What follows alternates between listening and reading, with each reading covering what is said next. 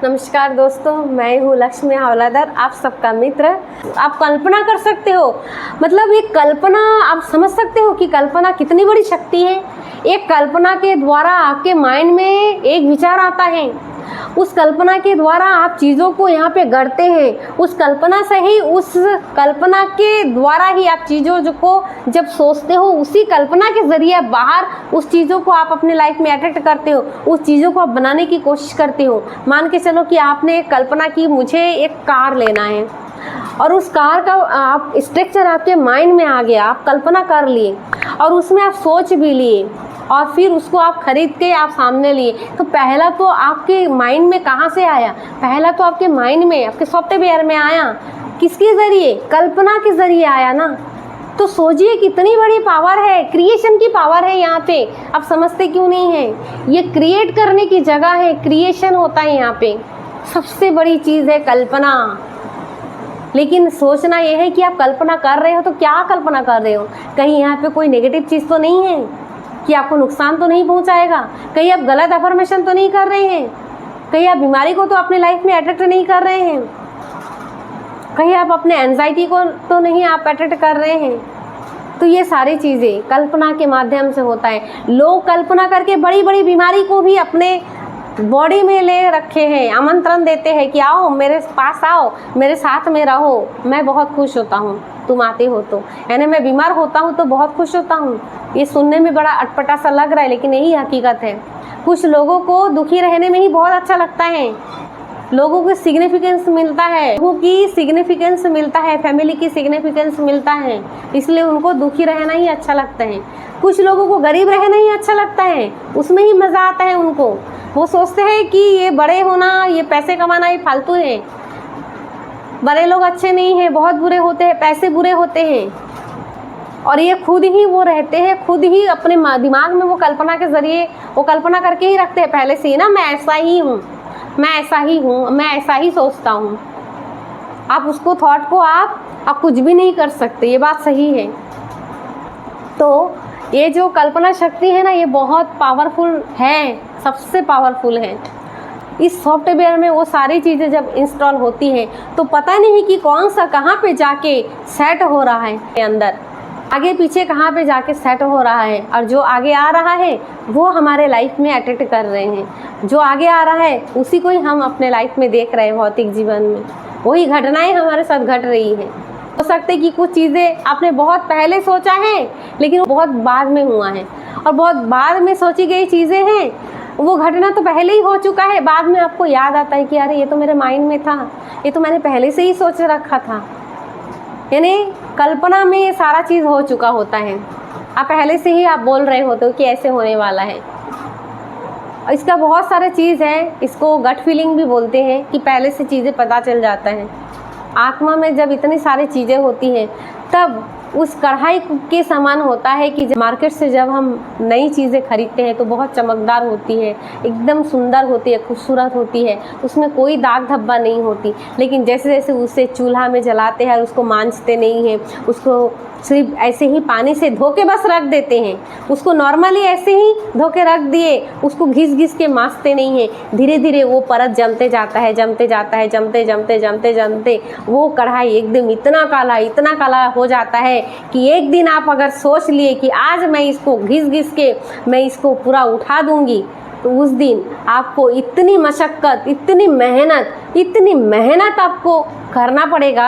आप में से अगर कोई गांव में रहते हैं और इस चीज़ को आप मेरे कही हुई बातों को आप थोड़ा सा आप समझ सकते हैं, या कोई शहर में भी रहते हैं तो भी आप मेरे इस बात से कनेक्ट हो सकते हैं। आप थोड़ा सोच के देखिए कि अगर आपने ऐसे देखा होगा, जो कढ़ाई होती है, जो लकड़ियों में खाना बनाए जाते हैं, और उसमें अगर अच्छे से रोज़ साफ़ नहीं किए तो उस कढ़ाई में इतना काला हो जाता है कि एक दिन बैठेंगे, उसे बैठने पर भी वो जो कालापन है वो पूरी तरीके से ख़त्म नहीं होता है।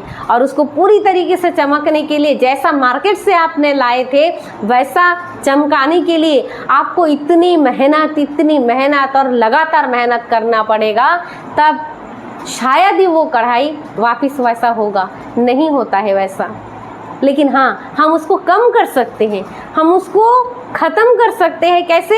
हम उसको बहुत हद तक उस चीज़ को कम कर सकते हैं। अगर दुकान के जैसे वो ना चमके, फिर भी वो बहुत अच्छे से, बहुत हद तक वो साफ ज़रूर हो सकता है। इसके लिए जैसे ज़रूरी होता है कि कढ़ाई में खाना बनाएं, लकड़ी से अगर खाना बनाएं तो हमें सेफ्टी रखना पड़ेगा कि हम खाना बनाने से पहले या तो उसमें मिट्टी का लेप करेंगे, या तो निरमा और राख को दोनों को मिला करके हम उसमें लेप लगाते हैं, फिर उसमें खाना बनाते हैं। तो जब उस कढ़ाई को धोया जाता है, आराम से उठ जाता है, मेहनत नहीं होती और कढ़ाई भी इजीली साफ़ हो जाता है।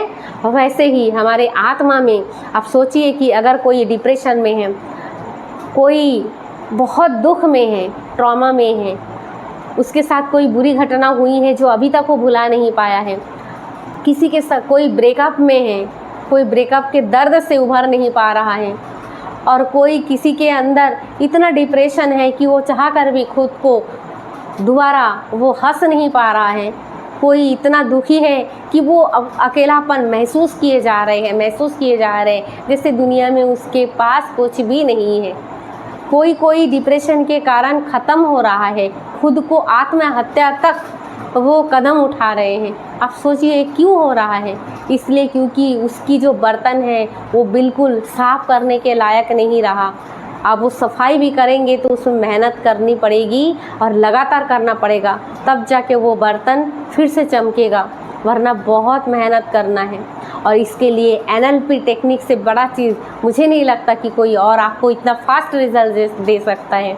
NLP के माध्यम से इन सारे चीज़ों को आप फिर से एक बार वापस पा सकते हैं, फिर से आप अपनी ज़िंदगी को खुशहाल बना सकते हैं, फिर से एक नई ज़िंदगी आप जी सकते हैं, फिर से आप अपने उस अकेलापन से छुटकारा पा सकते हैं, और एक बार आप अपने लाइफ को हैप्पी बना सकते हैं, अपनी लाइफ को जी सकते हैं। तो आपको इसलिए ज़रूरी है कि आप उस कढ़ाई को काला ही ना होने दें। उसके लिए सेफ्टी ज़रूरी है। मैंने अभी कहा ना कि सेफ्टी ज़रूरी है, इसलिए आप भी सेफ कर लीजिए खुद को। अगर आपके साथ कोई ऐसा प्रॉब्लम हुआ है या अभी भी इस प्रॉब्लम से आप जूझ रहे हैं, अभी इस समय भी इस प्रॉब्लम से जूझ रहे हैं, चाहे वो बीमारी हो, क्योंकि बीमार भी तो आप इसलिए हुए हैं कि वो सारा चीज़ यहाँ पे भर के रखे हैं। और जब कोई बड़ा चीज़, डिप्रेशन, ट्रॉमा, सदमा, बुरी घटनाएं जब हम बार बार ओवरथिंकर जब हम करते जाते हैं, तो वही तो है जो बीमारी के रूप में हमें बाहर सिम्टम दिखाई दे रहा है। सिम्टम तो बाद में दिखाई देता है। जब धीरे धीरे शुरुआत होती है ना, तो पता नहीं चलता आपको कि कौन सा बीमारी शुरुआत हुई है।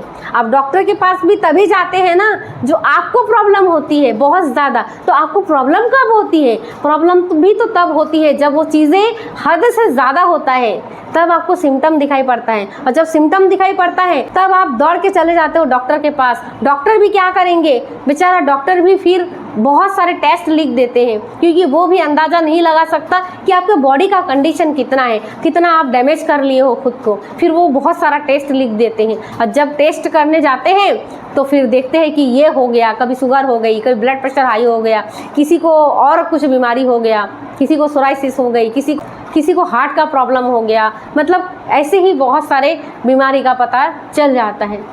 लेकिन वो कब चला? जब आपके बॉडी बहुत चीज़ों तक डैमेज हो गया है। लेकिन वो डैमेज ही क्यों होने देना है? क्यों हमें उस हद तक बॉडी को ले जाना है? क्यों हमें उस वहाँ तक, जब चीज़ें आपके पास है, जब सब चीज़ें अवेलेबल है आपके पास, तो क्यों नहीं आप उसको ठीक कर लेते हो? क्यों बैठे रहते हो कि बॉडी पूरी तरीके से ख़त्म हो जाए और आप दवाई ही बस आपके लाइफ में हो, आप खाना पीना छोड़ दो?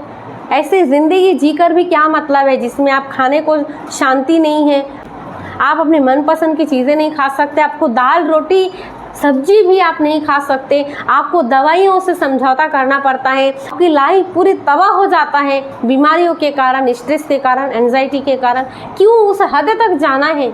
उससे पहले ही अपने बॉडी को संभालें, उससे पहले ही हम अपने ट्रॉमा को हील कर ले, उससे पहले ही हम अपने बीमारी को हील कर ले, और उसके लिए सारा चीज़ अवेलेबल है। हर नेगेटिव चीज़ें करने के लिए हमको नहीं जाना पड़ता, वो अपने आप अवेलेबल है। नेगेटिव दोस्त से मिलने जाना नहीं पड़ता, वो अपने आप हो जाता है, मिल जाता है। लेकिन पॉजिटिव के पास हमें ही जाना होता है, हमें ही उस नेगेटिव के अंदर पॉजिटिव ढूंढना पड़ता है। हमें ही कल्पना करना पड़ता है कि मैं इस परिस्थिति में क्या कर सकता हूँ, क्योंकि नेगेटिविटी वो ढूंढना नहीं पड़ता, वो अपने आप आता है।